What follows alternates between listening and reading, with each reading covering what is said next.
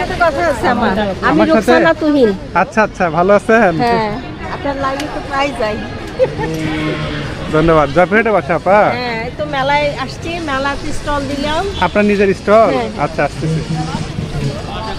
তা আবার এখানে এসে দেখি গোলাগুলি হচ্ছে, কি ব্যাপার, কিসের গুলি, ঠাস ঠাস করে? আসসালামু আলাইকুম ভিউয়ার্স, নতুন আরেকটি ভ্লগ ভিডিওতে আপনাদের সবাইকে শুভেচ্ছা সহ স্বাগত জানাচ্ছি। চলে আসছি জয়পুরহাটে তারুণ্য উৎসব মেলা 2025 অনুষ্ঠিত হচ্ছে সার্কিট হাউস মাঠে, এবং এই মেলা থাকবে হচ্ছে আগামী 23শে জানুয়ারি পর্যন্ত। আমরা ঘুরছি, দেখা যাক মেলা আর কি কি পাওয়া যায়। আসলে মেলায় আমরা ঘুরতেই আসি, তেমন কিছু কেনাকাটা করা হয় না, আর বেশিরভাগই হচ্ছে ছেলেদের চাইতে মেয়েদের আইটেমই বেশি। যাই হোক, don't be serious, have a relax, দেখতেই পাচ্ছেন এখানে তো ওদের আইটেমটাই বেশি আর কি, তো সেটাই দরকার। রাজীব আসছে পিছনে রাখেন। রাজীব, কেমন লাগছে? অসাধারণ লাগতেছিল সেই রকম। আমি ঘুরলাম অনেকক্ষণ পর্যন্ত, অনেক সুন্দর লাগছে।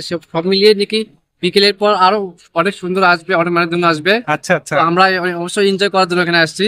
আমরা ঘুরবো, আরো ঘুরবো, আরো- কেবল তো আসলাম, আমরা ঘুরবো। রায়ন, কি অবস্থা? ভাই আমার বেশিটা ভালো লাগতেছে না। কেন ভাই, কি হয়েছে? পিওর কথা বেশি ও আচ্ছা আচ্ছা, কেউ নাই তাই না? আচ্ছা, ধন্যবাদ।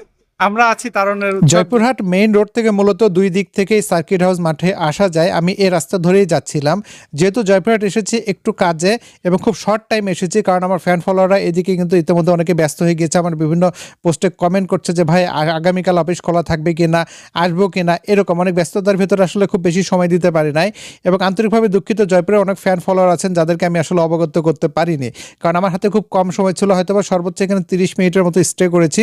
এর ফাঁকে যতটুকু সম্ভব ভিডিও নিয়েছি, এবং এর প্রথম পর্ব যেটা, সেটা কিন্তু আমার এলিস ক্যাম দিয়ে পেজে দিয়েছি। আপনারা যারা দেখেন নাই দেখে নেবেন, এবং এটা হচ্ছে আজকে দ্বিতীয় পার্ট এবং অন্তিম পর্ব, কারণ বড় ভিডিও আর এখান থেকে আর দেওয়া সম্ভব নয়, কেননা মেলায় আছে আর 2 দিন। তো যেহেতু এখানে আমি অনেকগুলো রিল নিয়েছি, সেগুলো আপনারা দেখতে পারবেন অবশ্যই আমার প্রত্যেকটা পেজে, এলিস ক্যাম দিয়ে এবং এলিস আহমেদ পেজে রিলগুলো কিন্তু অলরেডি আমার শিডিউল করা আছে, আপনারা দেখলে বুঝতে পারবেন। তো মেলা অনুষ্ঠিত হচ্ছে জয়পুরহাট সার্কিট হাউস মাঠে, দেখতে পাচ্ছেন এটা হচ্ছে মেইন গেট। এরকম আরেকটা গেট কিন্তু আছে। আয়োজনে জেলা প্রশাসন, জয়পুরহাট তারুণ্য উৎসব 2025 মেলা, এবং সার্বিক তত্ত্বাবধানে প্রধান উপদেষ্টা কার্যালয় এবং যুব ও ক্রীড়া মন্ত্রণালয়। আর এটা অনুষ্ঠিত হচ্ছে 14 জানুয়ারি থেকে 23 জানুয়ারি পর্যন্ত, অর্থাৎ আর মাত্র 2 দিন আছে মেলা। ওকে, যারা জয়পুরহাট কিংবা এর আশেপাশে আছেন, যারা এখনো মেলায় আসেন না, আপনারা চাইলে কিন্তু এখানে ঘুরে যেতে পারেন। আমরা গিয়েছিলাম মূলত দুপুরে, তারপরে অনেক মানুষজন ছিল, তবে বিকেলের থেকে মানুষজন এখানে বাড়ে, অর্থাৎ দর্শনার্থীর সংখ্যা বাড়তে থাকে। অনেক স্টল যেগুলো আমরা এখন ফাঁকা দেখছি, সেগুলো কিন্তু পরিপূর্ণ হয়ে যায়, আর রাতে সন্ধ্যায় কিন্তু অনেক পরিপূর্ণ হয় এবং জাঁকজমকপূর্ণ এখানে অনুষ্ঠান হয়। ওকে, তো কথা বলতে বলতে আমরা যাচ্ছি এই মেলার এই সাইড ধরে, অর্থাৎ মেইন গেট ঢুকে হাতের ডান পাশ দিয়ে মূলত যাচ্ছি। এখানে অনেক স্টল দেখতে পারবেন, পানিপুরির দোকান আছে, যেটা আমি আগের ভ্লগে আপনাদের সাথে শেয়ার করেছি। এই যে দেখতেই পাচ্ছেন ফুচকার দোকান আছে, এখানে বইয়ের দোকান আছে। এখানে বইয়ের কালেকশনের মধ্যে আপনারা পাবেন ইসলামিক অনেক বই, যেটা পাবেন বাংলাদেশ ইসলামী ছাত্র শিবির জয়পুরহাট, ওনাদের কিন্তু একটা নিজস্ব স্টল রয়েছে। স্টলে এলে আপনারা জীবন ঘনিষ্ঠ অনেক বই নিতে পারেন, এবং সেই স্টলে দেখুন কত ভিড়। আমি এখানে এসে আমার খুবই ভালো লেগেছে, এবং তার ঠিক পাশে কিন্তু আরেকটি স্টল আছে, এখানে অনেক সুন্দর সুন্দর বইয়ের কালেকশন রয়েছে।